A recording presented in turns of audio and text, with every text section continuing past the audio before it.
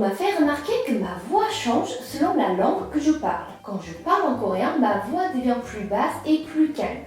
약간 또 보고 나서 이제 한 달 됐나 못 본 지? 그래서 조금 이 사람을 봐야 돼. 그래서 봐야 돼. Mais dès que je parle en français, ma voix devient plus légère, dynamique, presque joyeuse. Et j'ai bien mangé, j'ai fait 30 minutes de sieste. Ça c'est une journée parfaite. Quelle douceur.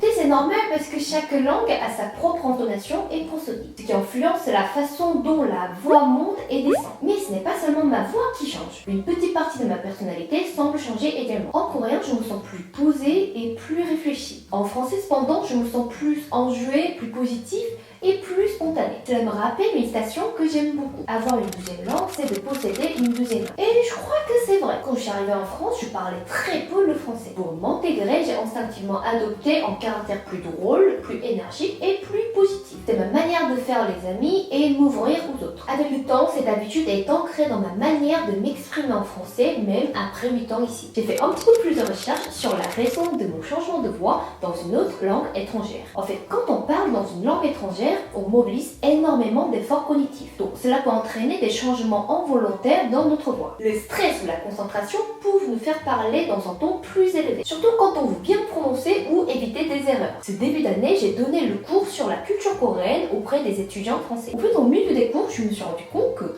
pour ne pas me tromper en français, j'avais tendance à élever mon ton très élevé et j'avais tendance à parler très très fort. Deuxièmement, la structure des langues joue aussi en rôle. D'abord, le coréen est une langue avec une mélodie relativement plate et descendante, surtout à la fin des phrases. Comme par exemple, 안녕하세요, 감사합니다, 밥 먹었어, 괜찮아. Comme vous voyez, ça fait baisser la tonalité à la fin, ce qui donne un effet plus posé, presque apaisant. Mais le français, en revanche, j'ai l'impression qu'il y a une intonation plus dynamique. La structure des phrases favorise la montée de la voix, notamment dans mes questions, comme ça va? Alors, du coup, fais voir. Peut-être qu'en français, je me sens inconsciemment poussée à adopter un ton plus léger et plus vivant pour répondre aux attentes implicites des locuteurs. En coréen, je reviens à une communication plus sobre et plus calme qui reflète le code de ma culture habituelle. Je remarque également que mes émotions et mon énergie évoluent réellement d'une langue à l'autre. Et vous, avez-vous déjà ressenti ce changement de tonalité ou de même la personnalité selon la langue que vous parlez? M'intégrer d'une autre. Des erreurs. 플라의 descendant? 이게 뭐라고 안 되는 거야? 제정신이 아니구만.